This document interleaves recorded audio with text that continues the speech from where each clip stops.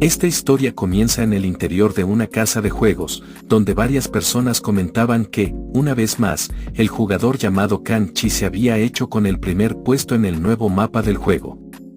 A pesar de que dicho mapa acababa de salir al mercado, él ya estaba en lo más alto de la clasificación. El juego, llamado Dungeon Craft, permitía a los jugadores crear sus propias mazmorras. Aún así, Kan-Chi siempre se posicionaba primero. Uno de los jugadores le preguntó cómo lo conseguía siempre, mientras que otro insinuó que probablemente usaba bots para jugar por él.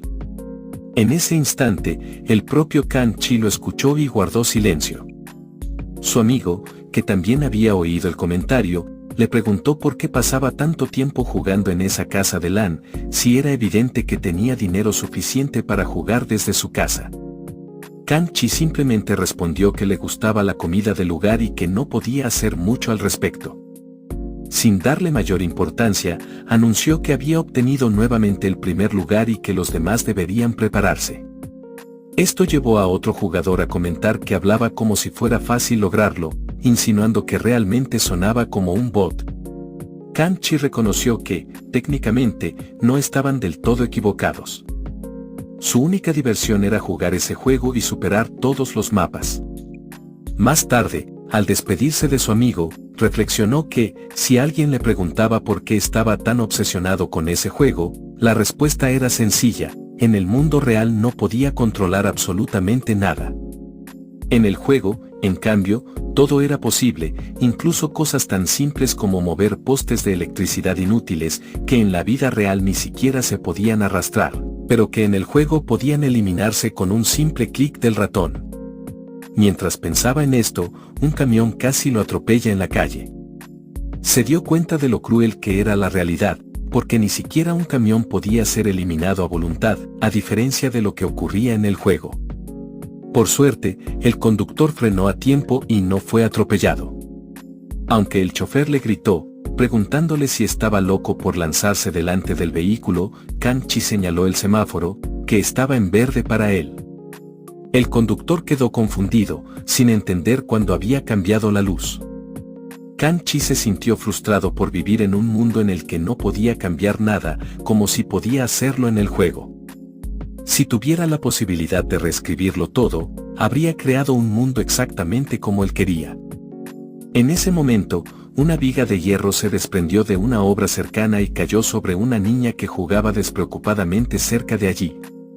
Aunque pensó que era imprudente jugar en un sitio así, Kan-Chi sintió que, tal vez, en ese momento podría controlar algo. Corrió a salvar a la niña, convencido de que, al menos, podía decidir sobre su propio cuerpo. Se lanzó frente a la viga y la empujó fuera del peligro, terminando el aplastado por la estructura. En ese instante comprendió que esa era la vida real, donde incluso hacer lo correcto podía salir muy caro. Todo se oscureció, y se encontró en un lugar diferente, como si hubiera sido absorbido por un agujero negro. Aún así, no sentía que estuviera muerto. Una voz misteriosa le habló, y pronto apareció una figura inmensa de aspecto celestial, con 3 ojos. Le dijo que había llegado el momento de enfrentarse a la verdad.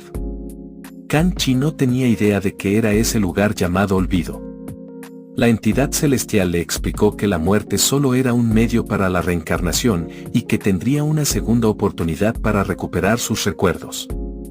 Kan-Chi no entendía nada, así que pidió una explicación más sencilla. La figura simplemente le ordenó abrir los ojos.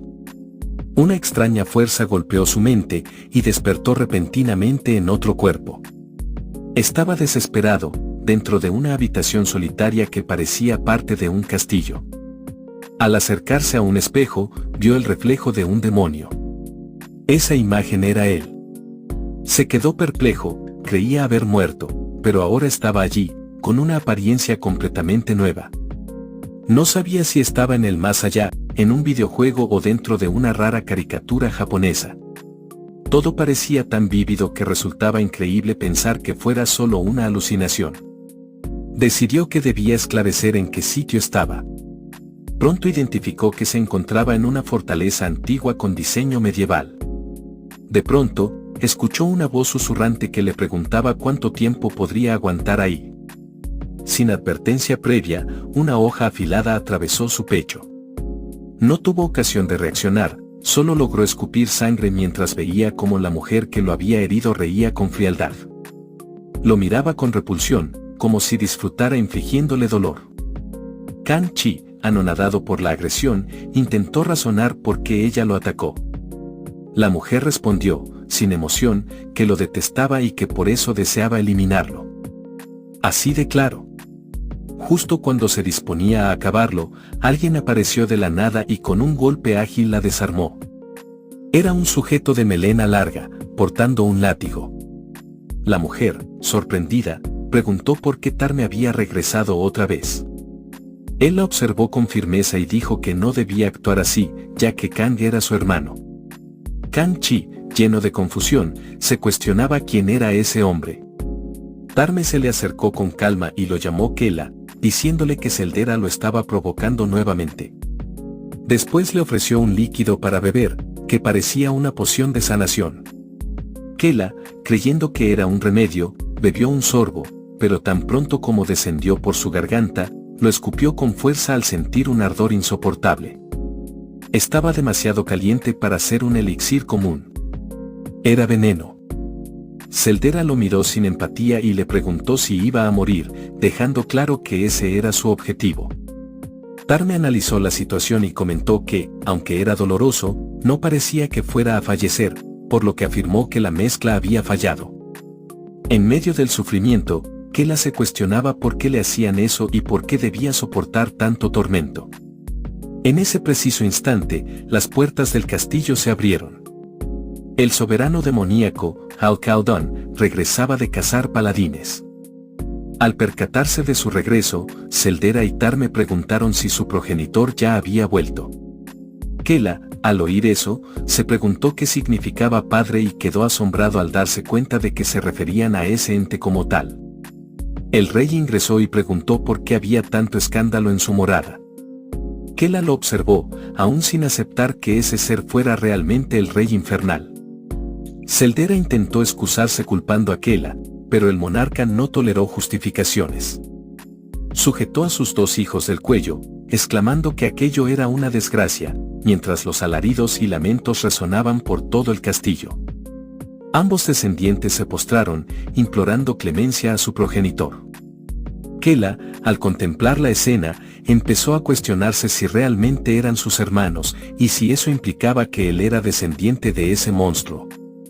Entonces, el soberano proclamó que, en su fortaleza, solo admitiría dos tipos de sonidos, el surgimiento de un poderoso demonio o el final glorioso de un adversario. En un acceso de furia, estrelló la cabeza de Kela contra el piso, dejando a los tres al borde del colapso. Cuando Kela recuperó el sentido, el sabor metálico de la sangre aún persistía en su boca. El dolor punzaba en su cráneo y la humedad del suelo de piedra se le pegaba a la cara. Levantó la vista apenas y vio como el rey infernal se alejaba por el salón, sin voltear siquiera a mirarlos. Sonó que, sin duda alguna, había renacido en una dimensión distinta y para empeorar la situación, era descendiente directo del soberano infernal. Aquello le parecía el destino más desafortunado imaginable. Se lamentó, cuestionando por qué, entre todos los posibles, tenía que ser precisamente él. En ese instante rememoró un día específico con su madre. Estaba sollozando porque había resultado herido, luego de que Celdera le enterrara un tenedor en uno de sus ojos. Su madre, lejos de reconfortarlo, simplemente comentó que debía dolerle bastante y además añadió que Tarme había adulterado su comida con veneno. Cuando él le preguntó qué debía hacer al respecto, su madre le respondió que debía responder del mismo modo, ya que eso era lo que haría un auténtico demonio. Kea protestó que, si actuaba de esa forma, terminaría siendo aniquilado. Pero su madre insistió, debía acabar con ellos antes de que ellos se encargaran de él. Le relató que su padre había eliminado a sus propios hermanos a los 12 años para ocupar el trono demoníaco. Su razonamiento era directo, si alguien intenta eliminarte, debes anticiparte.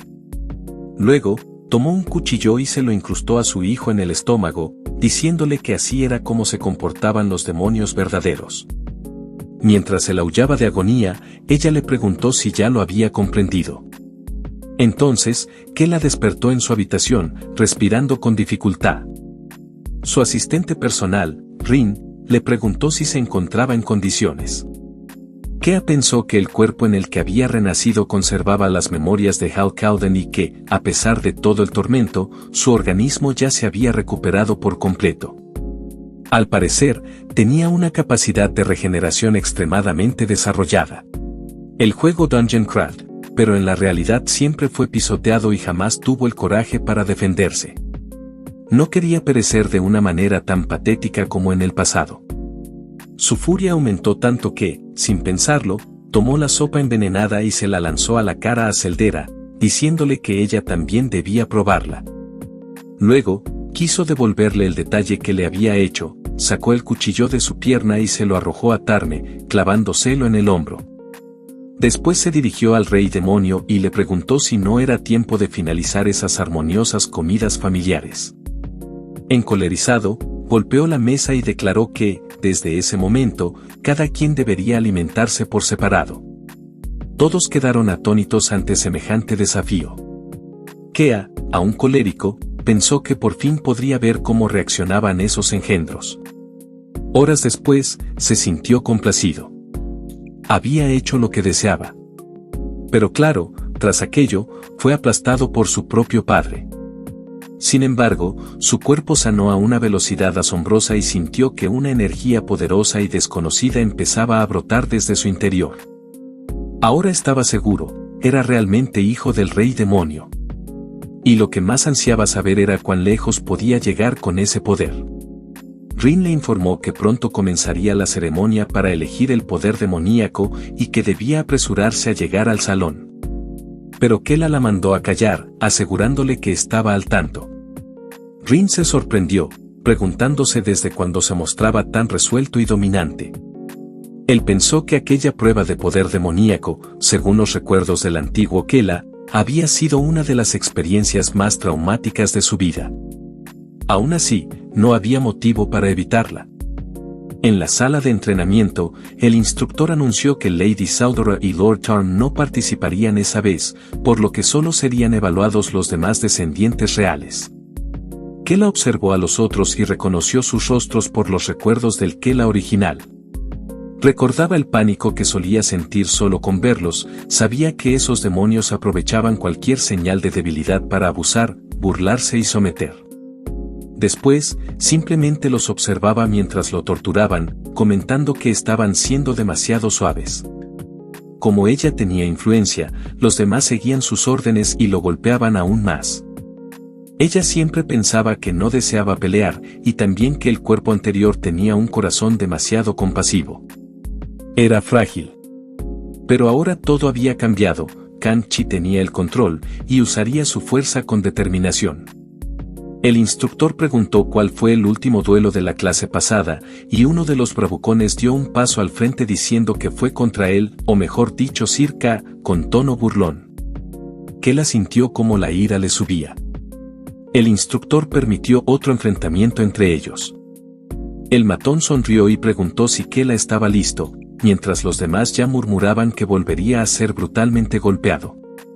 Algunos incluso se burlaron, diciendo que no lo hicieran llorar frente a todos. Kela reflexionó que no sabía qué lo irritaba más, las risas que lo rodeaban o el idiota frente a él. Kan Chi comprendió que él y el antiguo Kela compartían muchas similitudes. En su vida anterior tampoco poseía poder ni riqueza. Siempre fue minimizado y maltratado, pero eso ya era parte del pasado. Concentró su energía y todos los presentes se horrorizaron por la intensidad que irradiaba. Se preguntaban entre sí desde cuándo poseía tanto maná. El chico frente a él apenas podía moverse, paralizado por el miedo. Kela dijo que sería gentil, que solo daría un golpe. Pero al lanzarlo, estrelló el rostro del demonio contra el piso con tal brutalidad que parecía basura desechada.